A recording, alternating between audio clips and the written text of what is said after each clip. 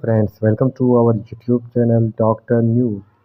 दोस्तों, क्या आप जानते हैं मीर तकी मीर लखनऊ वालों ने मरने के बाद भी मीर के साथ अच्छा सलूक नहीं किया। आइए जानते हैं इस वीडियो में। दिल्ली वीरान हो चुकी थी। नादिर शाह, अहमद शाह अब्दाली सिख, जाट और मराठा हमलावरों ने एक के बाद एक शहर पर हमले किए थे। शहर के रईस और अशराफिया अपना वक़ार खो चुके थे और शहरियों ने यहाँ से नकल मकानी शुरू कर दी थी। ये वो वक्त था जब उर्दू तो अपने उरूज पर थी, लेकिन दिल्ली वीरान थी। और उसी दौरान खुदाए सुखन के नाम से मशहूर मीर तकी मीर को भी एक नई शाही सरपरस्त की तलाश थी। उसी तलाश में सरगर्दा मीर तकी मीर ने सन 1782 में लखनऊ का रुख किया, जहां नवाब आसिफुल दौला के दौर में लखनऊ का रुख किया जहां नवाब आसिफुल दौला के दौर में सकाफ़त और रवायत की अभी भी कदर थी। मीर जब लखनऊ के लिए निकले तो उनके हमरा एक और शख्स भी मौजूद था। सफ़र तवील था। कुछ वक्त के बाद सफ़र की बोरियत को दूर करने के गर्ज से हम सफ़र ने मीर से बात करने की कोशिश की, तो जवाबन मीर ने उनसे अपना मुंह फेर लिया। कुछ देर बाद फिर उसी शख्स ने बात करने की कोशिश की, तो मीर ने जवाब दिया कि साहिब किबला, आपने किराया दिया है, बेशक आप गाड़ी में बैठें, मगर बातों से क्या ताल्लुक़। उस शख्स ने कहा कि हज़रत, क्या मुज़ायका है, राह का मशगल है, बातों में ज़रा जी बहलता है।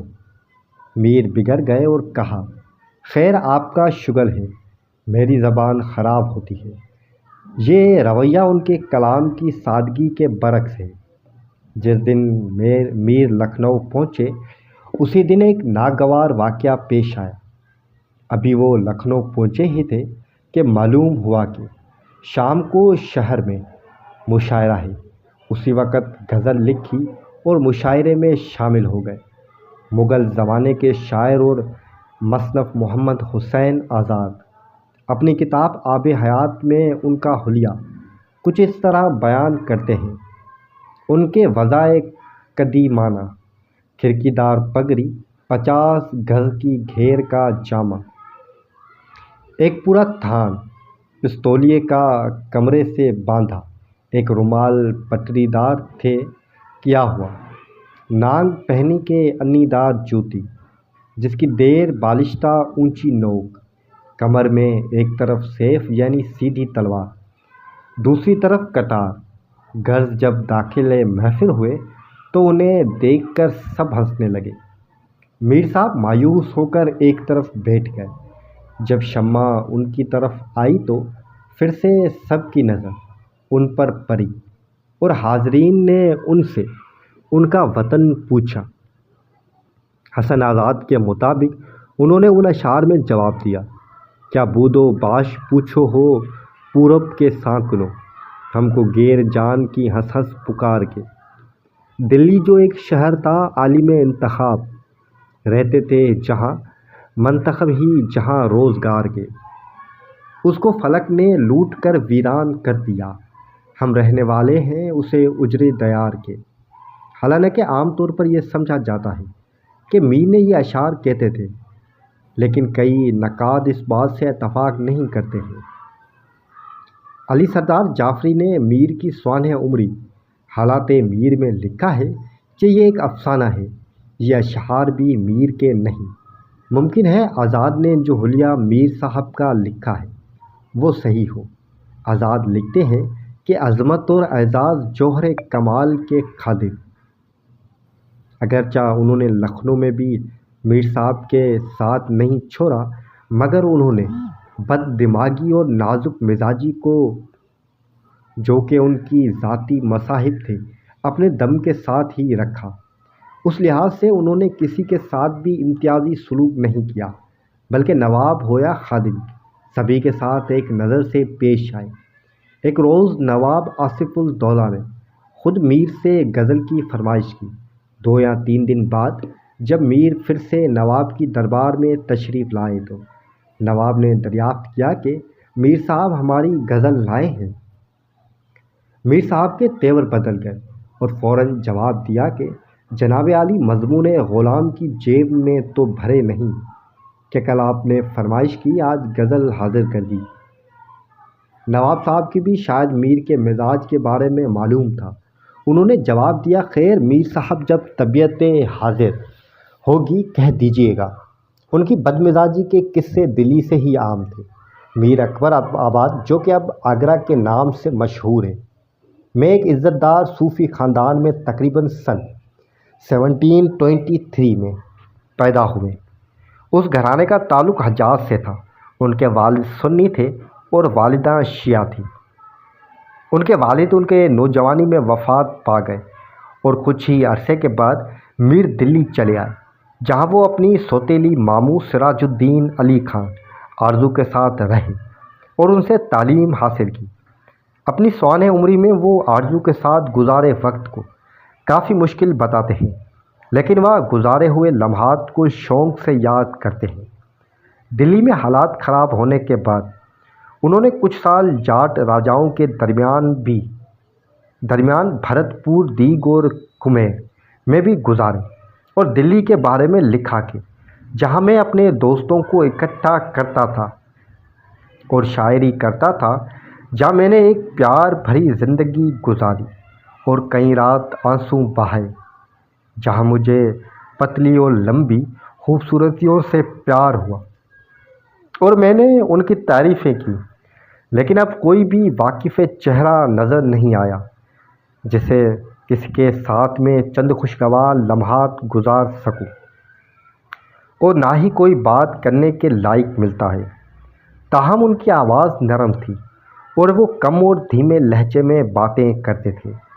میر قمر الدین منت دلی کے ایک شاعر تھے۔ ایک بار اصلاح کے لیے میر کے پاس ایک اردو غزل لے کر آئے۔ میر نے ان سے ان کا وطن دریافت کیا۔ منت نے بتایا کہ وہ پانی پت سے ہیں، جو کہ دلی سے کچھ ہی دوری پر ہے۔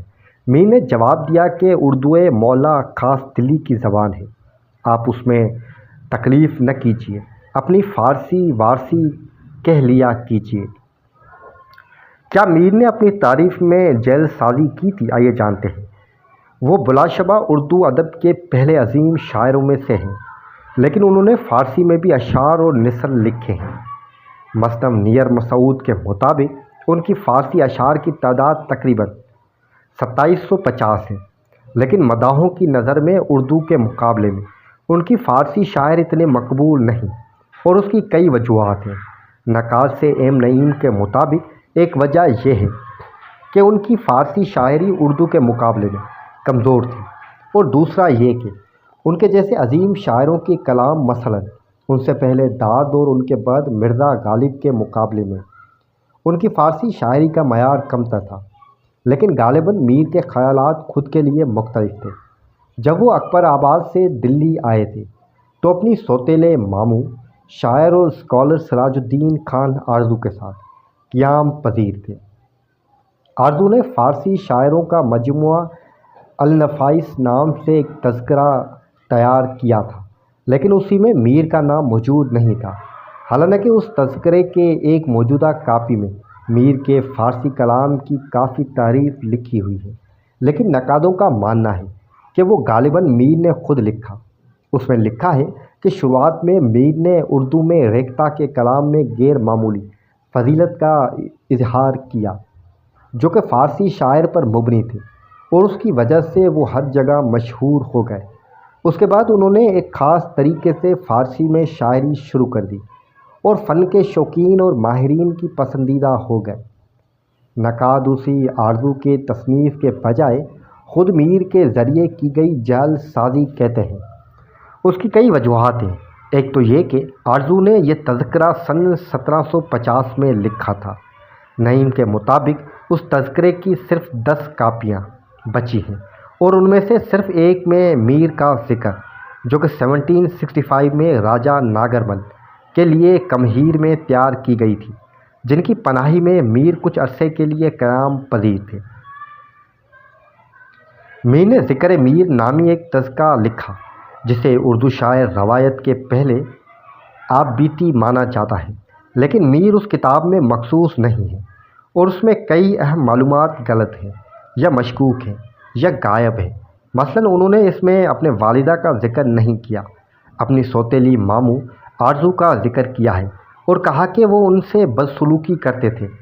تاہم اپنی شروعات کی تحریر میں انہوں نے آرزو کو دہلی میں ریختہ کے سارے مشہور شاعرہ کا استاد بتایا تھا۔ اگر میں اس کی دشمنی کو تفصیل سے بیان کروں تو مجھے ایک علیحدہ کتاب لکھنی پڑے گی۔ میرا پہلے سے ہی اذیتناک ذہن مزید اذیت میں مبتلا ہوگا، میرے پہلے سے ہی الجھا ہوا دل مزید تنگ ہو گیا۔ ایک خوفناک تنہائی نے مجھے اپنی لپٹ میں لے لیا اور میں پاگل ہو گیا۔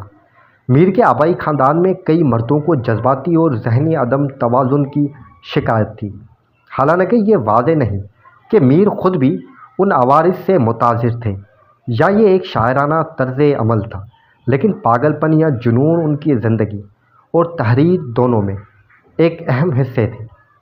انہوں نے اس کے بارے میں تفصیل سے ذکر میر اور مصنوع خواب و خیال میں لکھا ہے۔ خواب و خیال میں لکھتے ہیں کہ اکبر آباد میں انہیں سکون نہیں تھا، لیکن دلی میں بھی کافی مشکلات پیش آئی۔ میں خاموشی سے یہ بوجھ اٹھاتا رہا، لیکن اس سے میں پاگل ہو گیا۔ کبھی میں کسی سوچ میں مبتلا رہتا تو کبھی میں لوگوں سے دور بھاگتا۔ کئی بار میرے منہ میں جھاگ آ گئی اور میں نے لوگوں پر پتھر پھینکے۔ میر کے حوالے سے اکثر روایتوں میں یہ ملتا ہے کہ وہ چاند میں کسی کو دیکھتے تھے، اور کچھ لوگوں کا قیاس ہے کہ وہ ان کی محبوبہ تھی۔ خواب و خیال میں وہ مزید لکھتے ہیں کہ ان کی دیوانگی اس حد تک پہنچ گئی کہ اگر وہ چاند کی طرف دیکھتے تو وہ خوفزدہ اور بے ہوش ہو جاتے۔ غالب کے نقاد شمس الرحمن فاروقی میر کے مداح رہے ہیں، بلکہ فاروقی نے تو زبان کے مختلف اقسام، زندگی کے تجربے اور مزاج کی آفاقیت میں میر کا درجہ غالب سے بلند رکھا ہے۔ میر خود اپنے ہم عصر کے بارے میں کہا کرتے تھے کہ دلی میں صرف 2.5 شاعر ہیں، ایک میں، ایک سودا اور آدھا میر درد۔ میر نے درد کو آدھا شاعر اس لیے کہا تھا کیونکہ وہ صرف غزل کے شاعر تھے، اور 18ویں صدی میں اردو شاعر مثنوی، قصیدہ، رباعیات کے علاوہ اور بھی مختلف قسمیں لکھتے تھے۔ لکھنؤ میں میر کی قبر اور قبرستان اب صرف تاریخ کا حصہ رہ گئی ہے۔ مورخین اور مداحوں نے ان کی قبر تلاش کرنے کی کوشش کی تو اس نتیجے پر پہنچے کہ انگریزوں کے زمانے میں اس پر ریل کی پٹری بچھا دی گئی۔ صفوی جنگ کے جون کی پرورش 1960 کی دہائی میں لکھنؤ میں ہوئی۔ بتاتے ہیں کہ ان کا گھر انہی ریل کی پٹریوں کے سامنے تھا۔ وہ کہتے ہیں کہ پٹری کے کنارے وہاں ایک دروازہ ہوا کرتا تھا جسے بڑے بزرگ کہتے تھے کہ وہاں میر کی قبر ہوا کرتی تھی۔ دستیاب تاریخی ریکارڈ سے ظاہر ہے کہ اکھارا بھیم نامی مقام پر میر کا قبرستان تھا، لیکن باجپائی بتاتے ہیں کہ وہ علاقہ اب اکھارے بھیم کے نام سے جانا بھی نہیں جاتا۔ باجپائی بتاتے ہیں کہ آصف الدولہ کے زمانے تک میر کو لکھنؤ بہت پسند تھا اور انہوں نے نواب کی تعریف میں بہت کچھ لکھا ہے، لیکن آصف الدولہ کے زمانے جاتی ہے۔ میر لکھنؤ کی کوسنے لگتے تھے، لکھنؤ انہیں سخت ناپسند تھا اور یہ ان کے کلام میں ظاہر تھا۔ وہ قبر غائب ہونے کے حوالے سے وضاحت کرتے ہوئے کہتے ہیں کہ لکھنؤ والوں نے ان کے ساتھ اچھا سلوک نہیں کیا، بلکہ مرنے کے بعد بھی ان کے ساتھ صحیح سلوک نہیں کیا۔ باجپائی کہتے ہیں کہ اگر میر اپنی قبر غائب ہونے کی خبر سنتے تو شاید اپنی تلخ انداز میں وہ اپنا ایک شاعر دہراتے: آباد اجڑا لکھنؤ چکدور سے اب ہوا، مشکل ہے اس خرابی میں آدم کی بودو باش۔ امید ہے دوستو آپ کو یہ ویڈیو پسند آئی ہوگی۔ ویڈیو پسند آئی ہو تو ویڈیو لائک کر دیجیے گا اور کامنٹس میں میر تقی میر کے حوالے سے آپ کو جو شاعر پسند ہو وہ کامنٹ ضرور کیجیے گا، اور آپ میر تقی میر کو پسند کرتے ہیں یا نہیں یہ بھی ہمیں ضرور بتائیے گا۔ ملتے ہیں اگلی ویڈیو میں۔